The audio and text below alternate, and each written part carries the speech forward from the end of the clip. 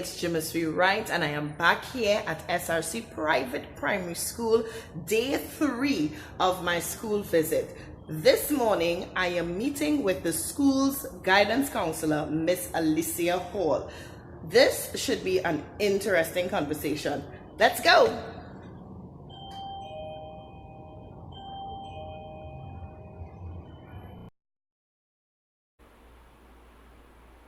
Good morning, Miss Halls. Good morning, Miss Wright. My goodness, I am so excited to finally get to sit and chat with you. I've been hearing about your services at SRC all week as I come and I look, because I am in the process of looking for somewhere for my son to attend school.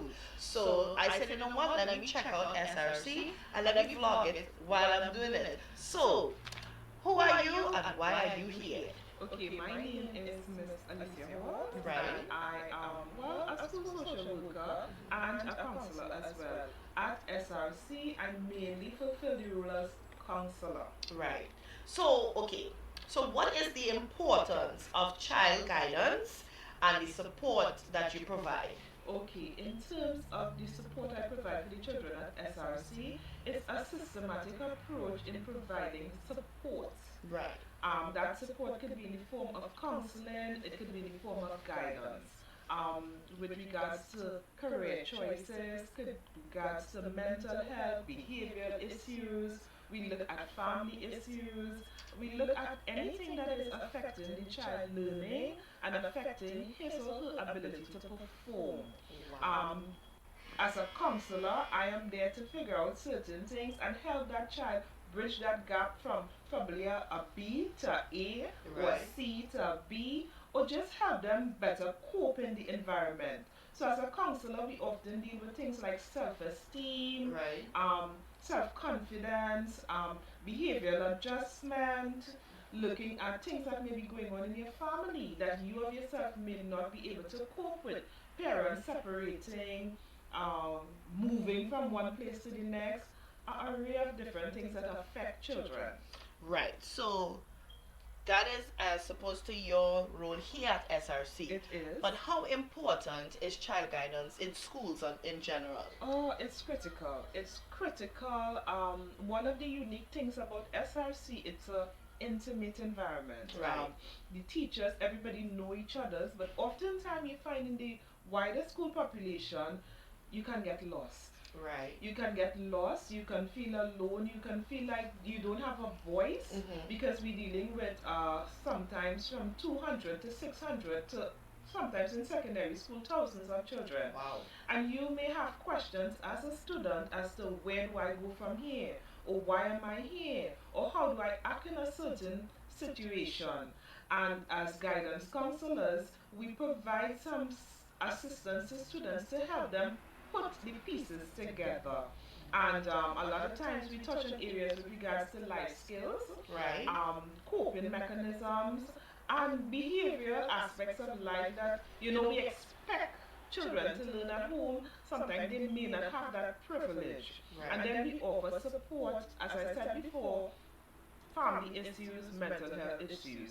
We might, most often, we are able to identify early Right. signs that could lead to really serious conditions later on, and then we're able to make a referral to the professionals on the outside who will provide additional assistance to the students. Wow. Wow. So it seems to me that you take your role and your responsibility very seriously. Very seriously, Right. it's the nation's children we're dealing with. Wow, that's awesome. So why should parents like myself be interested in schools that actively provide this type of support?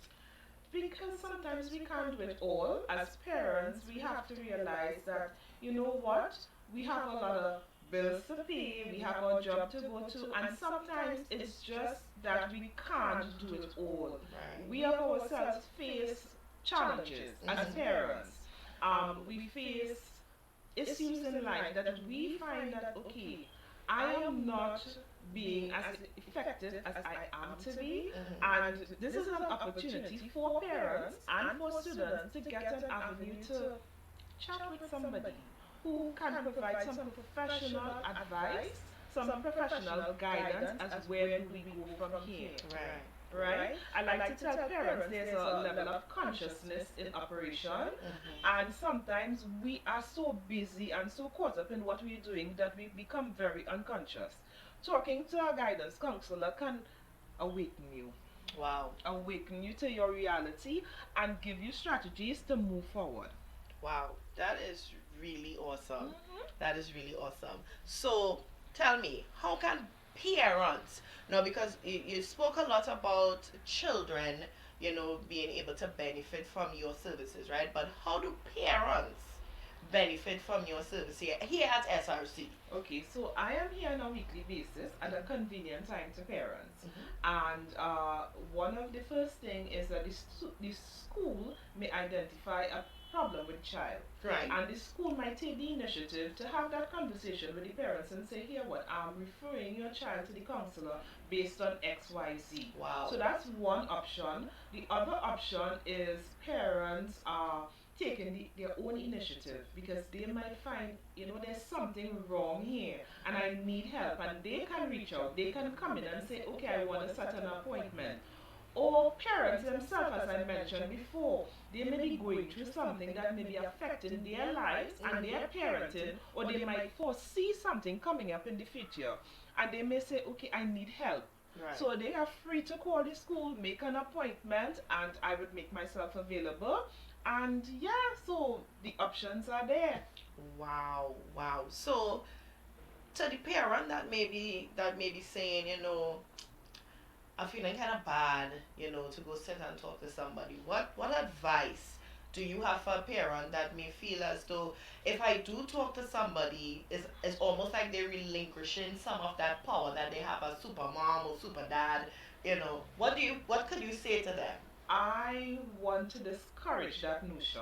Wow. Because, first of all, we live in a society, sometimes when we ask for help, we are considered weak. Right? Parents, mommy, I need you to know life happens. Right. Life happens to the best of persons. And sometimes when we experience something for the first time, we may get a little thrown off. Right. Asking for help or coming in and saying, I need to sit and speak with someone, I may need some support in this area. That shows that you are able to identify what is going on with you. That shows that you are operating with a level of consciousness about what your surroundings, and it shows that you are prepared to take action. Right. Before the whole world come crumbling down. And even when or if the world come crumbling down, you are aware that here what there is help out there. Right. Right? It separates a person from drowning to coming up and getting help and surviving, resuscitating and living again.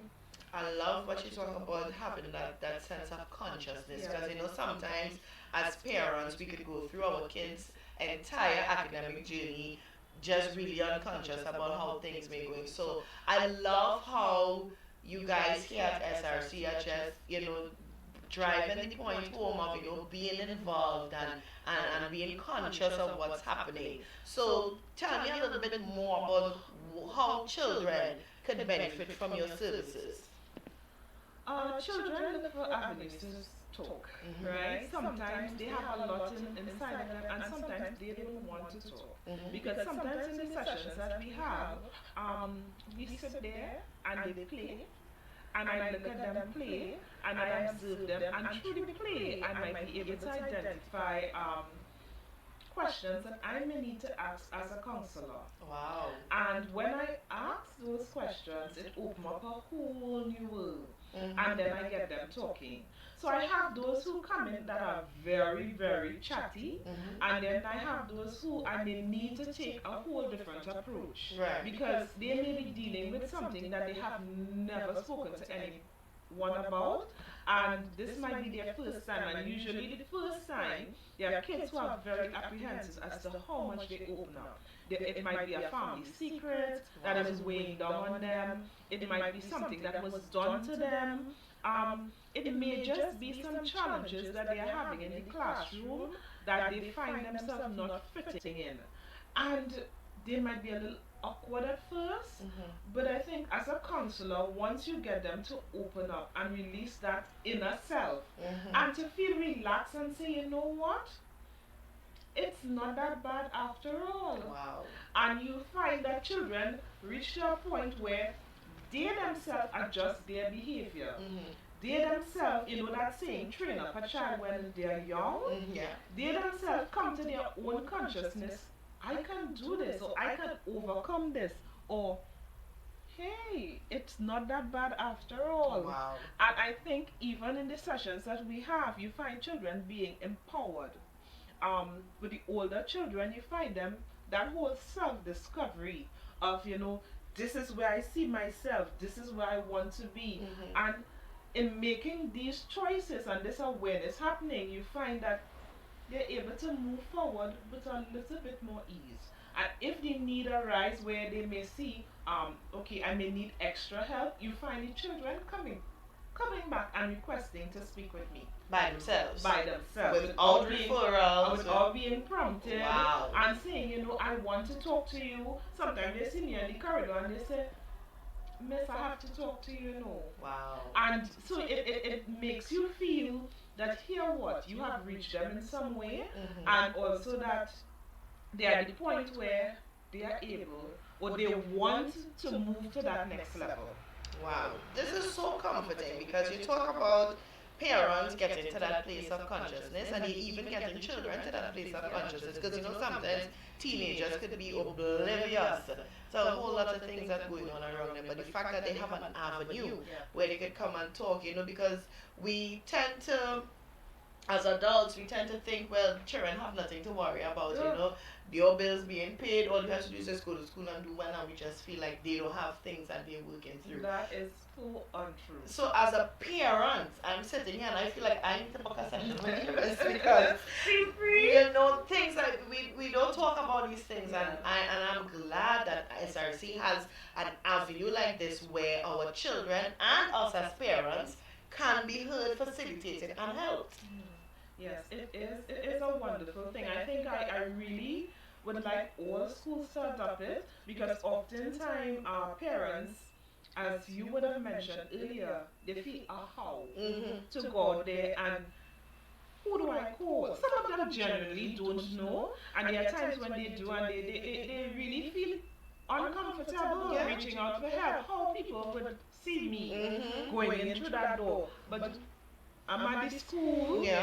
You have no excuse. You book an appointment. You may be on a waiting list, of course, because as I said before, I may not be as readily available. But you would get on a waiting list, and believe you me, you will be seen, and your concern will be addressed. Wow. Well, Ms. Halls, thank you so much. I think this has been one of the biggest selling points to me thus far. Just knowing that I have an avenue where I as a parent can come and just get some things off my chest, and also my child will be in a place where they can get some help should they, because I don't know everything. Parents don't know everything, you know, they say mommy know best, but mommy know to call Miss Halls, right? So thank you so much for talking with me today, and I am going to take all of this into consideration. Thank you so much for your availability. It has been a pleasure. It has been a pleasure having this conversation, and it is a pleasure to support SRC students, the parents, and even the staff at times. Wow.